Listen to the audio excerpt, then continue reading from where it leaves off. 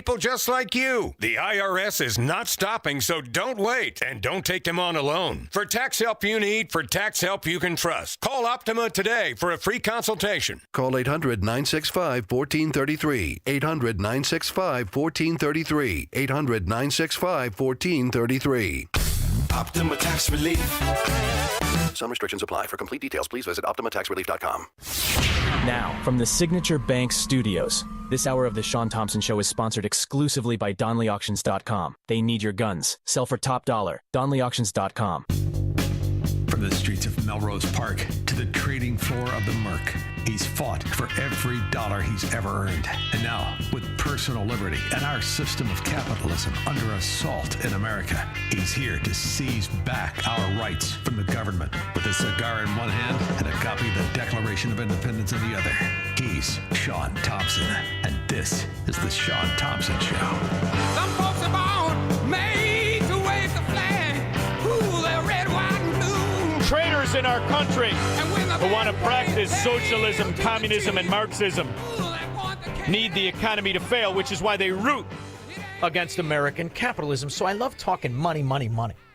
And, you know, as I prefer, like a handsome devil with a doctor in economics. However, I was doing a little thinking. Maybe, honey bunny, we've been all wrong. I mean, after all, I know E.J. Antoni, as handsome as he is.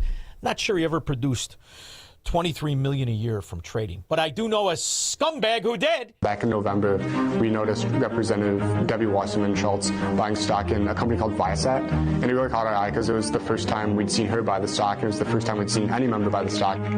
Okay, so Debbie Wasserman Schultz sits on the Appropriations Committee and the Subcommittee on Military Construction. That's not a good look right off the bat. And then in December, it was announced that Viasat would be awarded part of like a $4 billion NASA contract. And the stock just rose.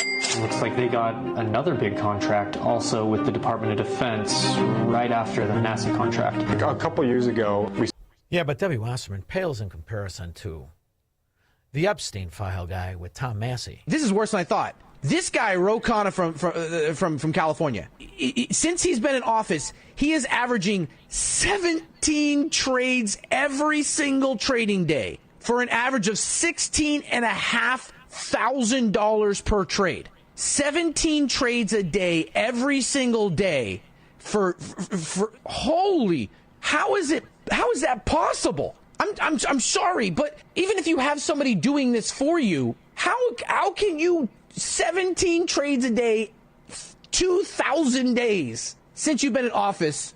$170 million in profits, 7 years. Now, that's a guy who made a ton of money without having a doctorate in economics like our next guest. But then again, a doctorate in actual economics makes you have an appreciation for the youngest and the richest country with the highest quality of life. It doesn't teach you how to be an inside trading scumbag. Isn't that right, Dr. E.J. Antoni? You got that right, Shaun, right as usual. Well, I'll tell you, I have to sit here, and I've got the TVs on, and on every station they're talking about Epstein, and Ro Khanna's up there. And I not one reporter has ever asked Ro Khanna, who has made more money inside trading in a shorter period of time than even Nancy, I can't feel my face, Pelosi. So you've got an entirely different new crop of inside scoundrels, and they're smarter. Because Nancy, from time to time, would field a question about trading among congressmen. But I'm wondering how much of that has to do with the distraction of $30 trillion added in 17 years to our national debt. I mean, after all, it almost gets lost in the amount of money stolen from the American people in states like California, New York, Illinois, New Jersey. I think the vast majority of that $30 trillion that we complain about, that we talk about rightfully so as untraceable debt, I think it's been stolen. What do you think? Oh, sure, Shaun. I mean, look at how much we've wasted with all these overseas wars. Look at how much we already know has been wasted in terms of the fraud that has just been discovered when we barely started looking for it via Doge. And again, I'm talking about barely started looking for it. We haven't even had any in-depth investigations yet.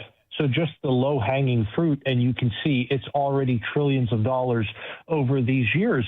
And then you factor in all of this debt that we've taken on, right, has huge interest payments every year, which, of course, we don't have the money for that, so we have to borrow to pay the interest, and that means we're growing the debt further. And all of a sudden you realize that this huge portion of the debt you can already account for via the relatively small amount of fraud that we've discovered, let alone the rest that's out there. And why should it surprise any of us that these congressmen, whether Democrats or Republicans, frankly, why they would be involved in fraud at that kind of level when they're obviously involved in different kinds of fraud at a personal level, and that's evident by what you were just talking about with these insider trading deals. And look, it's not just the amount of money they've made, right? It's not just the dollars. It's things like their Sharpe ratios that are just so way out of whack and completely unbelievable. In other words, they're making so much money with relatively little risk that mathematically it's just not possible. No. And again, this is a both sides issue. It genuinely is. You had people like Nancy Pelosi. You also had people like Dan Crenshaw who were consistently beating the market at laughable rates and doing so consistently. It's not the guy who, with a lot of swagger walks into the casino and puts $1 million on black and he got lucky that one time. Okay, that's fine. But when you do it 12, 13, 14, 15 times in a row, come on. That guy you were referring to that puts black and hits the big money, that's Pritzker, who allegedly is a card shark, the fat slob. $1.4 million he pretends he won in Vegas, and in a casino he had an interest in. This is the other thing. We're, to a certain extent, we're held harmless here. We're harmless. We can't do anything. We're helpless. We can't enact anything. So this has to be fixed from Mount High. And I truly do believe that is the massive outrage that is felt and pointed towards Donald Trump. I believe he has the intent to change this. I understand that the system is resilient. And I'm wondering if with these kind of numbers that we're talking about, and now the evidence is out of the closet of the policies that were created and enacted to be stolen from the American people, we could be standing at a point where he's not only changing and reprivatizing the economy through policy, he could use this to really shock the world and make it illegal once and for all politicians, all their cabinets, anybody who has information, to really go to jail and have this stop. And if he doesn't do that in a short period of time, it's never going to get done unless somebody like Trump or Trump himself does it, is it? Yeah, Shaun, this might be one of those fleeting opportunities that when it's gone, and it likely won't appear again in our lifetimes. And I will say, without revealing, any kind of like personal conversations, I know the Treasury Secretary, and he is adamant that we need to end this. Right. He has said, even before he became the Treasury Secretary, I've been hearing him say that we need to stop members of Congress from what is effectively insider trading. And not just members of Congress, obviously, but anybody in government, whether it's the legislative, executive, or even the judicial, I suppose, although I doubt they would have as much insider information for the most part. But whatever the case, any of these government officials who have any kind of information that is not available to the government, you should treat them exactly the same way you treat a CEO who acts on information not available to the general public, right? And again, this takes a lot of political will and, frankly, a lot of political capital as well to make it happen. And I'm not sure you're going to find somebody after this president with the ability to do that, to make it happen. Well, what's interesting is money is money, right? Money is dirty paper. Money isn't success. The achievement of money can be success. But one thing is definitely different. The difference between somebody who made their money honestly, the character that they have, versus the scum that stick together to keep the scams alive. The congressmen are the scum. Senators are the scum. The K Street lobbyists are the scum. Their cabinets are the scum because they like the scam. They want to keep the scam alive. Scott Bessent's actual history is that of somebody who didn't have money but made it through knowledge, through speculation and opportunity, and through the productivity of understanding economics. There is the difference. Ro Khanna doesn't know his ass from his elbow. He has no expertise. He's just a pirate, just like so many of them are. And I think the time for us to reveal just how much of this $30 trillion has been used by policy steering, by industry creation, to make the opportunities available to the scum that are the congressmen, that are the senators, because so much of this money was made in an industry that never needed to exist. The $16 trillion eco-energy system is the system that fed all of these scoundrels. And when you talk about California Democrats, that's where they made the most money. That and COVID and just shutting down the policies. But the companies that are linked to these scandals aren't just the imported scoundrels that create fake hospice areas. It's the contracts of government. There's a major scandal between the rebuilding of their building and their capital and the high-speed rail and the rest of it. You're talking billions and billions and billions. It has to come to an end, and I feel like it has to happen before they can steal another election, because that's another scandal that's breaking. All of our accusations of the election theft of 2020 are now founded through evidence and proof. But Democrats like it dirty. I'm from Chicago. I know. They prefer the scam. It's how they all live, on ghost jobs. And, Shaun, to your point, you look at why is it that a business is willing to lobby people in Congress and spend millions and millions, in fact, hundreds of millions very oftentimes? Why are they willing to do that? It's because the people in Congress, the people in the executive branch, whatever the case may be, they are enacting policies that are going to either help or sometimes kill these companies. In other words, it has an impact that's measured in the billions of dollars. And so companies are more than happy then to take a fraction of that and use it to lobby all of these different folks in Congress. And so this is how the politicians essentially have the scam. They make it coming and going, I guess you could say. They make it on the lobbying end to start. And then on the back end is where they make their financial moves. In other words, buy, sell stocks, whatever options, if they want to short. They do that before it's publicly known what exact kind of congressional action is going to be taken. And look, it's always just follow the money, right? You can see the kinds of businesses, for example, that have been helped out by special carve-outs for regulations and for taxation. They are the same businesses that donate to a lot of these campaigns. Now, yes, it's predominantly Democrat, but you will find plenty of Republicans doing it too. Unfortunately, the so-called rhinos, right? Oh. And then on the other end as well, if you look at campaign contributions, it's the exact same thing. Just follow the money. See who is donating to all of these politicians' campaigns, and then watch what the politicians do once they get into office. And lo and behold, somehow, miraculously, they always manage to do the bidding of the people who gave them the most money. Now, there's another layer of a hidden layer, another vestibule of perpetrating this crime on the American people. And it's a word that we just adopted without ever really reflecting on how long we've adopted this word, and that is NGOs. And the massive expansion and explosion and finance. These NGOs that I'm going to talk about, for the most part, are funded strictly through policies, through bills and through agendas. The mass amount under Biden, the only one second to Biden is Obama. And when you talk about New York City has 100, I had this sent to me by a listener, right? Somebody through Instagram. I do these Instagram walks, and I befriended this guy who's a brilliant guy.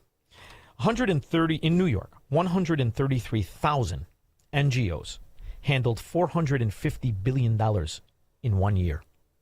In California, 225,000 NGOs handled $610 billion per year. That's of government handouts.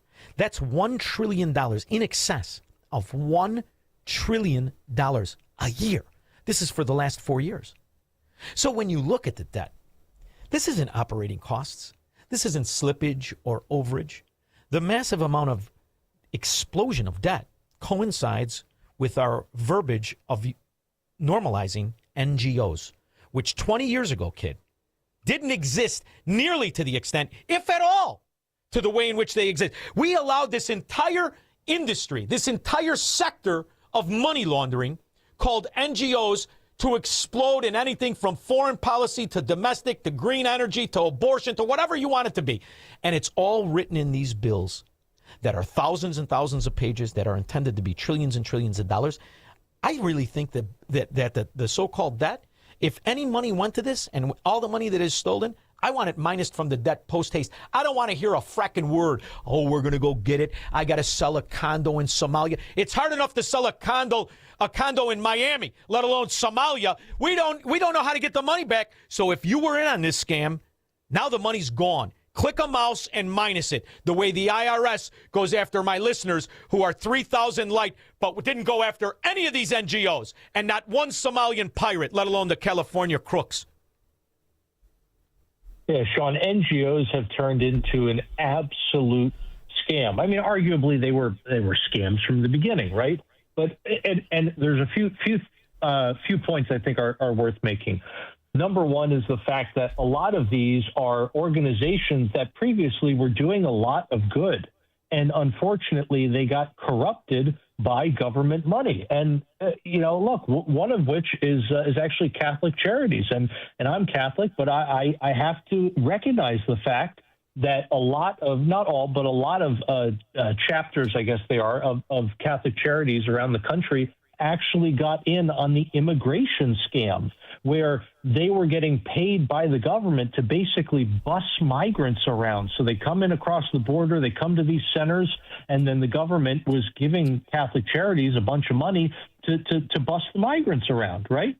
Now, obviously, there are plenty of other groups involved. Again, I'm not trying to pick on Catholic Charities. They do plenty of good work, too. But I think it's just one example of how government money can corrupt people within these institutions. So you have that problem. Also the fact that, yes, as soon as you get the kinds of privacy laws and the kinds of tax-exempt laws that you have for these NGOs, as soon as you get involved with that, it becomes a lot harder to follow the money, like we said earlier. It becomes a lot harder to track every dollar and to make sure that taxpayers' dollars are actually being used wisely, that they're being used efficiently and not wasted. And it's all the more reason why I think you need to completely re-examine things like tax-exempt status on all of these institutions. Last thing I want to say is going back to the debt, Shaun. The problem is that we have one of the problems, I should say, is that we have financialized everything, right? Including and perhaps chiefly our national debt. And so what happens to this debt? I would love to say, you know what, if we don't know where the money went, we're canceling that debt. We're zeroing it out. But guess what? You have things like the Social Security Trust Fund that has purchased that debt. And so now if you cancel that debt, it means it's not going to go into the trust fund. You have plenty of American citizens who own treasury bonds, unfortunately. And because of that, again, now you can't cancel that debt because you're canceling something that the American citizen bought that they thought they were going to get repaid with interest in the future. I mean, it really puts us in a total no-win scenario. It reminds me of when the rating agencies allowed the high-risk debt for mortgages to be rated grade A, right? If you mix it in enough soup, sooner or later you can't tell where the bad potato is and where the good one is if the stew is big enough. And that's exactly what the intent was. This is the intent of monetized debt in the first place. How can you separate monetized debt from actual debt? Well, I think it can be tackled, especially when you have the brain power that you see now with the Besant crew and the rest of it. I think it can be done, but where is the wherewithal to do it, the courage to do it? And you start with the most simplest policies, the ones that are frauded the most: Medicare, Medicaid, and this Social Security, because what no one is talking about is the tens of millions and the potential hundreds of millions that are really in on it when you factor in this idea that we've been undermined from Chinese communist terrorists. And I know that's a bold word, but when you try to economically set a bomb, it's the same thing as terrorism to me.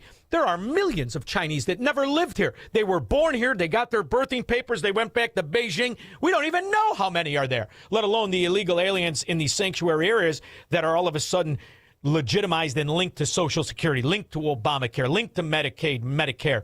So if we're not going to take advantage of this opportunity, here's what we do. The same thing he wants to do with the voter rolls. Now it's all over. Everyone reapply or you get nothing. It's time to put your big boy pants on. What do you think? Hey, Shaun, we are fast approaching that kind of, I guess you could call it a point of no return, where whether you like it or not, whether you think it's feasible or not, we are going to have to hit the reset button.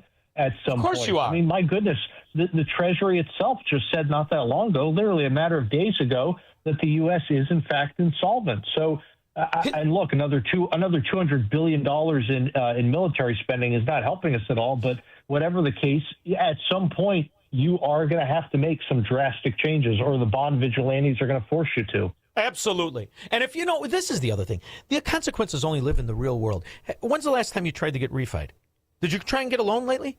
They go up you with a microscope. How could this many red bastard illegals and unqualified dead people be getting my stuff? It's time to start all over and make it like applying for a mortgage. Oh, you can't prove who you are? Then you're nobody. I really do believe that. And when you have people who are double tapping it, people who have died 100 and some years, the game is over. The answer is in the exact fix he took when it came to the corrupt states like my own that do not want to turn over their voter rolls or their citizenship rolls or all the rest of it. Now nobody exists. Reapply and show me your face right now. You do the same thing with Social Security, and then you let the people who don't want it and don't need it give me my money back. You don't owe me anything. The deal is off. How much abuse, how much evidence of scandal, how much waste must we endure before we say, people like me and you, I don't want Social Security. Give me my money. Game over. I want it. Now I'm letting you out. I'm letting you out of a policy you tell me is going to bankrupt you. I don't want to bankrupt you. You've been financially extorting me my whole life. Just give me the money back. Deal's off. Please say it's possible. I do think it's possible. And Shaun, actually, this is one of the reasons why I was such a big fan of the Trump accounts. I think that the Trump accounts are going to show people how much they can make in the market with a private system. And I think that's going to be your off-ramp to something like Social Security, because people will see, instead of getting a negative rate of return, you get a huge rate of return, and literally anybody can be a millionaire. Self-interest is the way you break communism, Marxism, socialism, and the American Democrat policies. And that's the other thing he's doing. Behind the scenes, what he just did with H-1B visas, I know you know, but I want to play it for the people. This, to me, is huge. Huge. It's time to cleanse. We're going to take Silicon Valley and make it American again. For decades, America has imported highly skilled tech workers from around the world on H-1B visas. But the Trump administration changed the way the visas are granted. CBS's Chanel Call traveled to the H-1B capital of the world to report on how exactly it is impacting the pipeline of global talent. Now, guess where the H-1B visa capital of the world is? I know you're going to get it. But here, let me put it this way. Are your shoes open-toed? Or are they not? You guessed it. There's not a pair of Florsheim's in the entire country. Coming to America. This place is actually called High Tech City, but because of the many companies that we have, the term Cyberabad has come. Cyberabad? Yes. The city of Hyderabad has been called the Silicon Valley of India. Google, Facebook, and all the other bigger companies are here. Rajesh Chitnali has worked for an American tech company here for 10 years with one goal. Our dream was to perform, give you 100%, and then probably we'll get a chance to move to U.S. That accent is making me hungry. Anyway, you got to have 100,000 now if you're going to hire an H-1B visa per visa. So now maybe Silicon Valley and Google and Asshat and all the rest of it can hire American kids. What do you think, EJ? This might be good for Americans working, don't you think?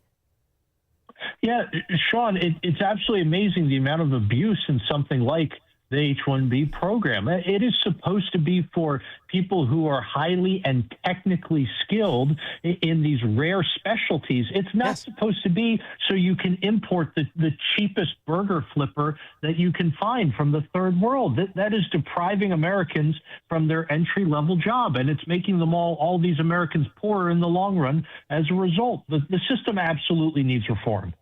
I think it's absolutely fantastic. The things he's doing is he's going after the acorns that grew into the tree of Marxism and communism and socialism that have unfortunately wrapped around our necks. So I love it, and I love the fact you're there. You tell Scott Bassett, run for fracking president. Will you please, for the love of God? Well, we could do a lot worse than Scott Bessent for president, trust me. Absolutely. And just tell him I won't even charge. In fact, I might pay to give the bad news to the companies that are no longer going to be on the gravy train. Let me just record it.